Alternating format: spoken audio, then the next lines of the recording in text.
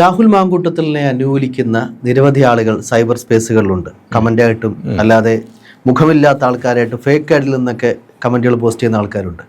പക്ഷേ രാഹുലിനെ അനുകൂലിക്കുന്ന ഏറ്റവും വലിയ മുഖമായി മാറുന്ന, വളരെ പ്രത്യക്ഷമായി തന്നെ രാഹുലിനെ സപ്പോർട്ട് ചെയ്യുന്നൊരു വ്യക്തിയാണ് രാഹുൽ ഈശ്വർ. രാഹുലിനെ സപ്പോർട്ട് ചെയ്യുന്ന മറ്റൊരു രാഹുൽ എന്ന് വേണമെങ്കിൽ പറയാം. ശരിക്കും ഈ രാഹുൽ ഒരു മീഡിയ അറ്റൻഷൻ കിട്ടാൻ വേണ്ടിയിട്ടാണോ, അല്ലെങ്കിൽ എല്ലാ സമയത്തും താൻ പുരുഷപക്ഷത്ത് നിൽക്കുന്നു എന്ന് വരുത്തി തീർക്കാനാണോ ഇത്തരത്തിലുള്ള എല്ലാ കേസുകളിലും ഇങ്ങനെ നിർബന്ധം പിടിക്കുന്നത്? രാഹുൽ ഈശ്വറുമായിട്ടൊരു തവണ ഞാൻ ഇങ്ങനെ മറ്റൊരു ചാനലിൽ നിന്ന് സംസാരിച്ചതാണ്. അന്ന് ഞാൻ ചോദിച്ചു, ഇങ്ങനെ ദിലീപിൻ്റെ വിഷയത്തിൽ നമുക്കറിയാമല്ലോ, സാമാന്യേന പൊതുസമൂഹം ചിന്തിക്കുന്നതിൽ നിന്ന് വിരുദ്ധമായിട്ട് എന്തുകൊണ്ടാണ് താങ്കൾ ദിലീപിന് അനുകൂലമായി ഒരു നിലപാടെടുത്തത് എന്ന് പറഞ്ഞു. ഞാൻ ഈ നിലപാടുകളൊക്കെ എടുക്കുന്നത് എൻ്റെ ബോധ്യത്തിൻ്റെ അടിസ്ഥാനത്തിലാണ്. എനിക്ക് ബോധ്യപ്പെടുന്ന, എനിക്ക് ശരിയാണെന്ന് തോന്നുന്ന കാര്യങ്ങളാണ് ഞാൻ പറയുന്നത്. അപ്പോൾ അതൊരു മീഡിയ അറ്റൻഷൻ കിട്ടാനല്ല എന്ന് രാഹുൽ ഈശ്വർ പറയുന്നു. പക്ഷെ ഇങ്ങനെയൊക്കെ നമ്മൾ ചില കാര്യങ്ങളിൽ പറയുമ്പോൾ വേറിട്ട ഒരു ശബ്ദം പെട്ടെന്ന് ശ്രദ്ധിക്കപ്പെടും. അതെ, എല്ലാവരും വന്ന് ഒരാളെ തെറി പറയുകയും അല്ലെങ്കിൽ എല്ലാവരും വന്ന് ഒരാൾക്ക് വേണ്ടി വാദിക്കുകയും അപ്പുറത്ത് നിൽക്കുന്ന ആൾ അതിന് വിരുദ്ധമായി പറയുകയും ചെയ്യുമ്പോൾ അതാണ് പെട്ടെന്ന് ശ്രദ്ധിക്കപ്പെടുന്നത്. ഇവിടെ നേരത്തെ പല കേസുകളിലും രാഹുൽ ഈശ്വർ പുരുഷപക്ഷത്തിന്, അത് പുരുഷന്മാർക്ക് വേണ്ടിയിട്ട് പോരാടാൻ ഇറങ്ങിയിരിക്കുന്ന ഒരാളാണ്. അദ്ദേഹം നേരത്തെ ഒരു ഭീമ ഹർജിയൊക്കെ ഈ പുരുഷന്മാർക്ക് അവരുടെ പ്രൊട്ടക്ഷന് വേണ്ടിയിട്ടൊരു നിയമം വേണം എന്ന് പറഞ്ഞിട്ട് ഗവൺമെന്റിന് കൊടുക്കുന്ന ഒരു ഹർജിയൊക്കെ ഒപ്പിടിക്കുക, അങ്ങനെയൊക്കെ ചില കാര്യങ്ങളൊക്കെ രംഗത്തിറങ്ങിയിരുന്നു. നമ്മുടെ ഈ വട്ടിയൂർക്കാവ് അജിത് കുമാർ എന്ന് പറയുന്ന ഈ പുരുഷ കമ്മീഷൻ, അതിന്റെ വക്താവാണ് അദ്ദേഹം, അതിന്റെ ഫൗണ്ടറും ഒക്കെയാണ്. അതുമായിട്ട് ബന്ധപ്പെട്ടുകൂടെ ചേർന്ന് രാഹുൽ ഈശ്വർ വർക്ക് ചെയ്യുന്നുണ്ട്. മുകേഷ് നായരടക്കമുള്ള ചില സോഷ്യൽ മീഡിയ സെലിബ്രിറ്റികളൊക്കെ അതിന്റെ ഭാഗമാണ്. അപ്പോൾ അതിനകത്ത് ഒന്ന് രണ്ട് കാര്യങ്ങളുണ്ട്. ഒന്ന്, ഈ പലപ്പോഴും പുരുഷന്മാർക്കെതിരെ വ്യാജ പരാതികൾ പോകുന്നുണ്ട്. രാഹുൽ മാങ്കൂട്ടത്തിൻ്റെ നമുക്ക് മാറ്റി നിർത്താം, ആ കേസിലേക്കല്ല വരുന്നത്.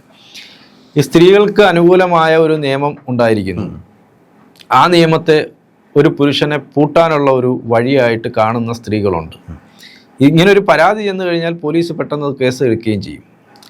കാരണം ഒരു സ്ത്രീ പരാതി കൊടുത്തു കഴിഞ്ഞാൽ അതിപ്പോൾ ഏത് തരത്തിലായിക്കോട്ടെ, സ്ത്രീയെ ഉപദ്രവിക്കുന്നു അല്ലെങ്കിൽ സ്ത്രീ അസഭ്യം പറയുന്നു, ഏത് തരത്തിലായാലും, അപ്പം അങ്ങനെ ഒരു പരാതി ചെന്ന് കഴിയുമ്പോൾ പുരുഷൻ്റെ പക്ഷം തെളിയിക്കാൻ മാർഗവുമില്ല. അപ്പോൾ അങ്ങനെ വരുമ്പോൾ പുരുഷന് വേണ്ടി ആരാണ് പോരാടുന്നത്? പുരുഷന് വേണ്ടി പോരാടാൻ രാഹുൽ ഈശ്വർ മാത്രമേ ഉള്ളൂ. അതാണിപ്പോൾ നമ്മൾ കാണുന്നത്. അതുകൊണ്ടാണ് രാഹുൽ മാങ്കൂട്ടത്തിന് വേണ്ടി, അതിനകത്ത് രാഹുൽ ഈശ്വർ ഇന്നലെ ഒരു പോസ്റ്റ് ഇട്ടിട്ടുണ്ടായിരുന്നു. ആ പോസ്റ്റിൽ പറയുന്നത്, രാഹുൽ മാങ്കൂട്ടത്തിൻ്റെ അടുത്ത് പറയുന്നത്, ഇന്നലെ ജന്മദിനമായിരുന്നു, എൻ്റെ പിറന്നാളായിട്ടും നിങ്ങൾക്ക് വേണ്ടി ഞാൻ ആ പിറന്നാൾ ആഘോഷം മാറ്റി വെച്ചുകൊണ്ട് പ്രതിരോധം തീർക്കുകയാണ്. അപ്പോൾ ഒരു പിറന്നാൾ സമ്മാനം എനിക്ക് തരണം എന്ന് രാഹുൽ ഈശ്വർ പറയുന്നു. അദ്ദേഹം പറയുന്ന ഒരു കാര്യം, ഈ പരാതി കൊടുത്ത യുവതി വിവാഹിതയാണ് എന്ന് പൊതുസമൂഹത്തോട് ആദ്യം വിളിച്ചു പറഞ്ഞ ആൾ ഞാനാണ്. അത് മറ്റാരും പറഞ്ഞില്ല. മാധ്യമങ്ങൾക്ക് അതറിയാമായിരുന്നു, അവർ പറഞ്ഞില്ല. പിന്നെ ജനങ്ങൾക്ക് അതിനെക്കുറിച്ച് വലിയ ധാരണ ഉണ്ടായിരുന്നില്ല. അപ്പം അറിയാവുന്ന ആരും, രാഹുൽ മാങ്കൂട്ടത്തിൽ പോലും അത് പറഞ്ഞിരുന്നില്ല. രാഹുൽ മാങ്കൂട്ടത്തിൽ എന്തുകൊണ്ട് പറഞ്ഞില്ല എന്നുള്ളത് നമ്മൾ നേരത്തെ ഒരു ചർച്ചയിൽ പറഞ്ഞതാണ്. കാരണം രാഹുൽ മാങ്കൂട്ടത്തിൽ ഇങ്ങനെ ഈ വാട്സപ്പ് മെസ്സേജുകൾ അത് തൻ്റേതാണെന്നോ തൻ്റേതല്ലെന്നോ പറയാത്തിടത്തോളം കാലം ഈ യുവതി വിവാഹിതയാണെന്ന് പറയുന്നതിനകത്ത് അദ്ദേഹം പിന്നെ അതിനകത്ത് കുടുങ്ങിപ്പോകും. അപ്പോൾ പിന്നെ ബന്ധമുണ്ടെന്ന് സ്ഥാപിക്കലാകും. അപ്പോൾ അതുകൊണ്ടാണ് രാഹുൽ മാങ്കൂട്ടത്തിൽ നമ്മുടെ റിപ്പോർട്ടറായിട്ടുള്ള വാദുഷ അടക്കം രാഹുലിനെ വിളിച്ചതിന് പ്രതികരണം തേടിയിരുന്നു. ഇവിടെ രാഹുൽ പറയുന്നതെല്ലാം പുരുഷപക്ഷത്തിന് വേണ്ടിയിട്ടാണ്.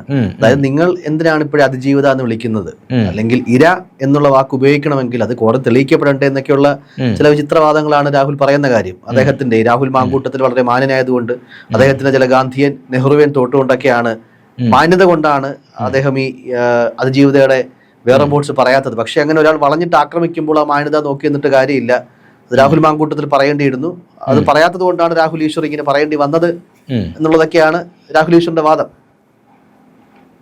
അങ്ങനെ നമ്മളെ പ്രതിരോധം തീർക്കുക. അപ്പൊ അതിനകത്ത് ഞാൻ ഈ പറഞ്ഞ ഒരു കാര്യം കൂടെ ഉണ്ട്. അതായത് പുരുഷന് വേണ്ടി സംസാരിക്കാൻ ഈ പലപ്പോഴും ഇങ്ങനെ ഇപ്പം ജെന്യൂൻ അല്ലാത്ത കേസുകൾ, പല കേസുകളും ജെന്യൂൻ അല്ലാത്തത് വരുമല്ലോ. കാരണം ഒരാളെ, ഒരു പുരുഷനെ ഇല്ലാതാക്കാൻ വേണ്ടിയിട്ട് ഒരു വ്യാജ പരാതി കൊടുക്കും. നിരവധി കേസുകളുണ്ട്. പെട്ടെന്ന് എനിക്ക് ഓർമ്മ, നമ്മൾ നേരത്തെ ചർച്ച ചെയ്തൊരു കേസുണ്ട്. അധ്യാപകനെ വർഷങ്ങളോളം ജയിലിലിട്ടു. അതായത് ഈ സ്റ്റുഡൻസ് ആയിട്ടുള്ള അദ്ദേഹം പീഡിപ്പിച്ചു എന്ന് പറഞ്ഞു. എത്ര വർഷം ജയിലിൽ കിടക്കേണ്ടി വന്നു? 11 വർഷമോ മറ്റോ ജയിലിൽ കിടക്കേണ്ടി വന്നു. അതുപോലെ ഒരു സെക്യൂരിറ്റി ജീവനക്കാരൻ ആലപ്പുഴയിൽ, അദ്ദേഹത്തിന്റെ പരിചയമുള്ളതാണ് ഈ പെൺകുട്ടി. അപ്പം ഇവർ തമ്മിൽ മറ്റേ പയ്യനുമായിട്ട് പ്രണയത്തിൽ ഇദ്ദേഹം ചെന്ന് വീട്ടിൽ പറയുമെന്ന് പേടിച്ചിട്ട് ഈ സെക്യൂരിറ്റി ജീവനക്കാരൻ, അദ്ദേഹത്തിന് 72 73 വയസ്സുണ്ട്, നല്ല പ്രായമുള്ള മനുഷ്യനാണ്. അദ്ദേഹം പീഡിപ്പിച്ചു എന്ന് പറഞ്ഞിട്ട് അദ്ദേഹത്തിന് ദിവസങ്ങളോളം പോക്സോ കേസിൽ അകത്തായി കിടക്കേണ്ടി വന്നു. അപ്പം ആലോചിച്ച് നോക്കണം. അപ്പോൾ ആ നിയമത്തെ ദുരുപയോഗം ചെയ്യുന്നു. അപ്പോൾ ആ സമയത്ത് ഈ ഒരുമാതിരിപ്പെട്ട, നമ്മൾ പറയും സാധാരണ പറയും പുരുഷന്മാരൊക്കെ നല്ല മാനസികമായി കരുത്തുള്ള ആളുകളാണെന്നൊക്കെ പറയും. പക്ഷേ അങ്ങനെ ചില പരാതികൾ, വ്യാജ പരാതികൾ വന്നു കഴിഞ്ഞാൽ ഏത് പുരുഷനും ഒലഞ്ഞു പോകും. അതല്ലാതെ ഇപ്പൊ ഒരു ക്രൈം ചെയ്തിട്ടാണ് എന്നുണ്ടെങ്കിൽ അതങ്ങനെ ഇരിക്കട്ടെ, ചിലപ്പോൾ കുടുംബം പോലും തള്ളി പറഞ്ഞു വരാം. തള്ളി പറയും. സമൂഹം നിരപരാധിത്വം തെളിയിക്കാൻ പറ്റാത്തൊരു മാനസികാവസ്ഥ. അതെ, നിരപരാധിത്വം തെളിയിക്കാൻ പറ്റാത്ത അവസ്ഥ വരും. ഈ പ്രത്യേകിച്ച് നമ്മുടെ ആളുകളോട് പറയാനുള്ള, ഇപ്പൊ ചാറ്റ് ചെയ്യുന്ന സമയത്ത് ഈ ചാറ്റ് ഒരു തെളിവാണ്, ഡിജിറ്റൽ തെളിവാണ്. ഇങ്ങോട്ട് വന്ന് പറയുന്ന പല കാര്യങ്ങളും ആണ് അങ്ങോട്ട് മറുപടി കൊടുക്കുന്നത്. അപ്പോൾ ആ സന്ദർഭത്തിൽ ആ ഒരു സാഹചര്യത്തിലാണല്ലോ രണ്ടുപേര് തമ്മിൽ സംസാരിക്കുന്നത്. ആ സമയത്ത് പല കാര്യങ്ങൾക്കും അങ്ങോട്ട് മറുപടി കൊടുക്കുന്നു. പക്ഷെ പിന്നീട് ഇത് പുരുഷനെതിരായിട്ടുള്ള ഒരു തെളിവായി ഉപയോഗിക്കുന്നു. ഈ പാവം പിടിച്ച പുരുഷൻ എന്തോ ഇതെല്ലാം കൂടെ അങ്ങ് ഡിലീറ്റ് ചെയ്ത് കളയും. ഇത് ആരെങ്കിലും കണ്ടാൽ മോശമല്ലേ ഇദ്ദേഹം പറഞ്ഞ കാര്യങ്ങൾ. പക്ഷെ അപ്പുറത്ത് ഉള്ള ആള് അപ്പുറത്ത് പറഞ്ഞ കാര്യങ്ങൾ ഇവിടെ എന്താണെന്നുള്ളത് പറയത്തില്ല. പക്ഷെ ഇദ്ദേഹം പറഞ്ഞത് മുഴുവൻ അവിടെ എടുത്തിട്ടേക്കും, പുരുഷൻ പറഞ്ഞത് മുഴുവൻ അവിടെ എടുത്തിട്ടേക്കും. അതിനെ ഒരു തെളിവായി അത് ഉപയോഗപ്പെടുത്തുകയും ചെയ്യും. അങ്ങനെ ചെയ്യുന്ന ആളുകളുണ്ട്. അത് എല്ലാവരും അല്ല നമ്മളീ പറയുന്നത്. ആ നിയമം ദുരുപയോഗം ചെയ്യുന്ന ആളുകളുണ്ട്. അപ്പോൾ രാഹുൽ ഈശ്വർ ഇതിനൊക്കെ എതിരെയാണ് അദ്ദേഹത്തിൻ്റെ പോരാട്ടം എന്ന് ഓരോ ഘട്ടത്തിലും. പിന്നെ എല്ലാ ചാനൽ ചർച്ചകളിലും അദ്ദേഹമുണ്ട്. അപ്പം അദ്ദേഹത്തിന് പറയാനുള്ള കാര്യങ്ങൾ അദ്ദേഹം പറയുന്നത്, ഇപ്പോൾ രാഹുൽ മാങ്കൂട്ടത്തിൻ്റെ ഈ പിന്നെ അതിജീവിത പിന്നെ വിവാഹിതയാണ് എന്നുള്ള കാര്യം ചാനൽ ചർച്ചയിലാണ് പറയുന്നത്. ആ സമയത്ത് ആരും ഒന്നും മിണ്ടുന്നില്ല. അപ്പോൾ അവതാരകനോടും ചോദിക്കുന്നുണ്ട്, താങ്കൾക്ക് ഇതറിയാമല്ലോ, എന്നിട്ട് താങ്കൾ ഇത് എവിടെയെങ്കിലും പറഞ്ഞോ? അത് മാത്രമല്ല, അദ്ദേഹത്തിന് ഒരുപാട് എതിർപ്പുകളുള്ള ആളാണ്. ഒരുപാട് എതിർപ്പുകളെ നേരിടേണ്ടി വരുന്ന ആളാണ്. വലിയൊരു വിഭാഗം ആളുകൾക്ക് അദ്ദേഹത്തിൻ്റെ പല കാര്യങ്ങളിലും താല്പര്യമില്ല. അങ്ങനെയൊക്കെ ഉണ്ടെങ്കിൽ പോലും ചർച്ചകളിലൊക്കെ അദ്ദേഹം വന്നിരിക്കാറുണ്ട്. പറയാനുള്ള കാര്യങ്ങൾ കൃത്യമായി പറയുകയും ചെയ്യുന്നു. അദ്ദേഹത്തിന്റെ ഒരു പരിധിവരെയുള്ളൊരു ശ്രദ്ധയെ ആകർഷിക്കുന്ന ഒരു കാര്യം എന്ന് വെച്ച് കഴിഞ്ഞാൽ, ഇത്തരം സെൻസിറ്റീവ് കേസുകളിൽ പൊതുബോധമുണ്ടല്ലോ, നമ്മളടക്കമുള്ള പ്രവർത്തകർക്ക് ചിലപ്പോൾ ലിമിറ്റ് കഴിഞ്ഞ് പറയാൻ പറ്റാത്ത ചില കാര്യങ്ങളുണ്ട്, അല്ലെങ്കിൽ നിയമപരമായിട്ടുള്ള ചില കുറുക്കുകളിലേക്ക് പോകാം. പക്ഷെ അഭിഭാഷകനായിട്ടുള്ള ഒരു വ്യക്തി, അത്യാവശ്യം ഇന്റലക്ച്വൽ ആണ് എന്നറിയപ്പെടുന്ന, സമൂഹത്തിൽ അറിയപ്പെടുന്ന ഒരു വ്യക്തി എന്ന നിലയിൽ അദ്ദേഹം പറയുന്ന ചില കാര്യങ്ങളോട് പൊതുസമൂഹം യോജിപ്പ് രേഖപ്പെടുത്തുകയും ചെയ്യും. ജയശങ്കർ പറഞ്ഞ പ്രധാനപ്പെട്ട ഒരു പോയിന്റ്, നമുക്കായാൽ പോലും നമുക്ക് ചില കാര്യങ്ങൾ അറിയാമെങ്കിൽ പോലും നമുക്ക് ഇങ്ങനെ പിന്നെ പ്രത്യേകിച്ച് യൂട്യൂബ് ചാനലുകളിൽ വന്നിരുന്നതൊന്നും തുറന്നു പറയാനൊന്നും പറ്റില്ല. തുറന്നു പറഞ്ഞാൽ പിറ്റേന്ന് കേസാ. അപ്പൊ നമുക്കൊക്കെ അതിനൊക്കെ ഒരു പരിധിയുണ്ട്. അതല്ലാതെ പറയുന്ന ആളുകളൊക്കെ ഉണ്ടാവും. പക്ഷെ നമുക്കങ്ങനെ പൊതുവെ അങ്ങനെ ആളുകൾ പറയാറില്ല. പക്ഷെ രാഹുൽ ഈശ്വറിനെ സംബന്ധിച്ച് അദ്ദേഹത്തിന് അങ്ങനെ ലിമിറ്റേഷൻസ് ഒന്നുമില്ല.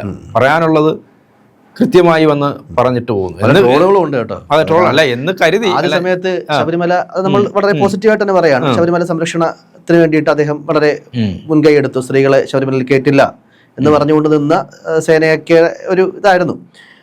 ഇപ്പോൾ അവിഹിത ഗർഭത്തിന്റെ സംരക്ഷകനാണ് എന്നുള്ള രീതിയിലൊക്കെ വളരെ ട്രോളുകളും വരുന്നുണ്ട്. അതിനെയൊക്കെ ആ സെൻസിൽ എടുക്കുകയും ചെയ്തൊരു വ്യക്തിയാണ്. അതെ, അല്ല എന്ന് കരുതി നമ്മളിതെല്ലാം പറയുന്നെങ്കിൽ എന്ന് കരുതി അദ്ദേഹം പറയുന്ന അല്ലെങ്കിൽ അദ്ദേഹം എടുക്കുന്ന എല്ലാ നിലപാടുകളും ശരിയാണെന്നോ അതിനൊപ്പമാണെന്നോ അർത്ഥമില്ല.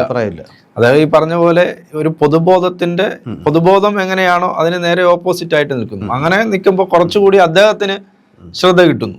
പൊതുബോധത്തിനൊപ്പം നിൽക്കുന്ന, ഇപ്പൊ 4 ചർച്ച ചെയ്യാൻ 3 പേര് വന്നിരിക്കുന്നു. ഈ 3 പേരും പൊതുബോധത്തിനൊപ്പം നിന്ന് വർത്തമാനം പറയും. നമ്മൾ നേരത്തെ പറഞ്ഞ പോലെ തന്നെ, ഞാൻ എതിരഭിപ്രായം പറയുകയാണെങ്കിൽ അതെ എന്നെ ലേബൽ ചെയ്യപ്പെടുവോ എന്ന് പേടിയുള്ള ഒരുപാട് ആൾക്കാരുണ്ട്. അവർ കൂടെ വേണ്ടി സംസാരിക്കുന്ന ഒരു ചില സമയത്തൊക്കെ. അതുകൊണ്ട് അദ്ദേഹത്തിന് കമന്റ് ബോക്സിലും ചില വിഷയങ്ങളിലൊക്കെ നെഗറ്റീവ് ആവട്ടെ പോസിറ്റീവ് ആവട്ടെ അദ്ദേഹത്തിന് സപ്പോർട്ട് ചെയ്യുന്ന വലിയൊരു സൈബർ സ്പേസ് ഉണ്ട്. അതോടൊപ്പം അദ്ദേഹത്തിനെ എതിർക്കുന്ന ഒരുപാട് ആളുകളും സൈബർ സ്പേസിലുണ്ട്. അതുകൊണ്ട് അതൊക്കെ ഉള്ളപ്പോൾ പോലും പിന്നെ രാഹുൽ മാങ്കൂട്ടത്തിൻ്റെ കാര്യത്തിൽ അദ്ദേഹം പറഞ്ഞ കാര്യങ്ങളിൽ എല്ലാത്തിനകത്തും ഒന്നും നമുക്ക് ഇപ്പോൾ ചില അപ്ഡേഷനകത്ത് അദ്ദേഹം പറഞ്ഞ ചില വാദങ്ങളും പൊളിയാണ്. രാഹുൽ മാങ്കൂട്ടത്തിനോട് താൻ വിവാഹിതയാണ് എന്ന് യുവതി മറച്ചു വെച്ചു എന്നാണ് രാഹുൽ ഈശ്വർ ആദ്യം പറഞ്ഞത്. എന്നാൽ ഇപ്പോൾ ആ മൊഴിയിൽ കൃത്യമായിട്ട് മുൻകൂർ ജാമ്യാപേക്ഷയിൽ രാഹുൽ മാങ്കൂട്ടത്തിൽ തന്നെ പറയുന്നുണ്ട്, എനിക്കത് അറിയാമായിരുന്നു വിവാഹിതയാണെന്ന് പറയുന്നുണ്ട്. നാളെ ഇനി എന്ത് പറഞ്ഞ് സ്റ്റേറ്റ്മെന്റിനെ ന്യായീകരിക്കും അദ്ദേഹം എന്നുള്ളതൂടെ കാണണം. അല്ല, അതൊക്കെ അദ്ദേഹം പറഞ്ഞു പിന്നെ അത് നമ്മളെക്കാൾ മിടുക്കനാണ്. ശരി.